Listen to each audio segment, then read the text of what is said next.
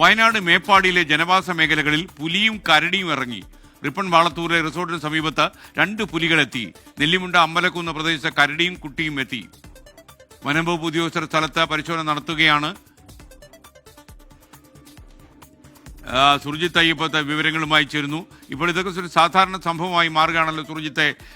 നമുക്കിപ്പോൾ വീട്ടുമുറ്റത്ത് കരടി നിന്ന് കളിക്കുന്ന കണ്ടാലും പുലി വന്ന് കളിക്കുന്ന കണ്ടാലും അത്ഭുതപ്പെടാനില്ല. ഇല്ല സ്കേൻ, അങ്ങനെ തന്നെയാണ്. കാരണം എപ്പോഴാണ് വന്യമൃഗങ്ങൾ ഇറങ്ങുക എന്ന് പറയാൻ കഴിയുകയില്ല. അതാണ് അവസ്ഥ. ആദ്യം പുലിയുടെ കഥ പറയാം. പുലി വാളത്തൂർ എന്ന് പറയുന്ന പ്രദേശമുണ്ട്. നിരന്തരം അവിടെ ഇടയ്ക്കിടെ പുലിയുടെ സാന്നിധ്യമുള്ള സ്ഥലമാണ്. അത് റിപ്പണിനടുത്ത്, മേപ്പാടിക്ക് സമീപം റിപ്പണിനടുത്തുള്ള പ്രദേശമാണ് ഈ വാളത്തൂർ. അവിടെയാണ് റിസോർട്ടിന്റെ സമീപത്ത് 2 പുലികൾ, ഒരേ സമയം 2 പുലികളാണ് അവിടെ കണ്ടത്. അത് കൃത്യമായ രീതിയിൽ തന്നെ ചില്ലുകൂടിനടുത്തേക്ക് പുലി എത്തുന്ന ആ ഒരു ചിത്രം കൂടി പുറത്തു വന്നിട്ടുണ്ടെന്നുള്ളതാണ് നമുക്ക് കാണാൻ കഴിയുന്നത്. ഈ മേഖലയിൽ നേരത്തെയും പുലിയുടെ സാന്നിധ്യമുള്ള പ്രദേശമാണ്. മറ്റൊന്ന് കരടി ഇറങ്ങിയ സ്ഥലം എന്ന് പറയുന്നത് നെല്ലിമുണ്ടയാണ്. നെല്ലിമുണ്ട എസ്റ്റേറ്റ് ഉൾപ്പെടെയുള്ള പ്രദേശമാണ്. റിപ്പണിലും ഒക്കെ ജനവാസ മേഖലയാണ്.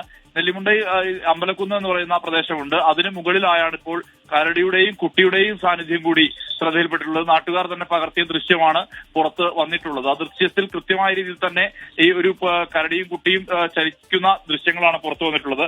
എന്തായാലും പുലിയായും കടുവയായും കരടിയായും എല്ലാം തന്നെ വലിയ രീതിയിലുള്ള ഒരു ആശങ്ക ഈ പ്രദേശത്തുണ്ട്. നേരത്തെ ഈ നെല്ലിമുണ്ട പ്രദേശത്ത് കാട്ടാനയായിരുന്നു വലിയ പ്രശ്നം.